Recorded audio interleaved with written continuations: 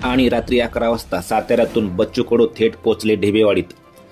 ढेबेवाडी येथील प्रहार अपंग क्रांती संघटनेच्या पाटण तालुका अध्यक्ष विद्याताई कारंडे ह्या प्रहार संघटनेचे काम करत असताना विविध कार्यक्रमास हजेरी लावावी लागते।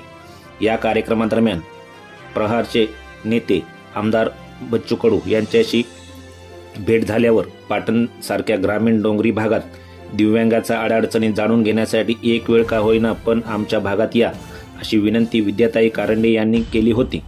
त्यातच रविवारी आमदार बच्चू कडू हे सातारा जिल्ह्याच्या दौऱ्यावर होते। दौरा पूर्ण करून रात्री 11 वाजता ते ढेबेवाडी येथे पोहोचले।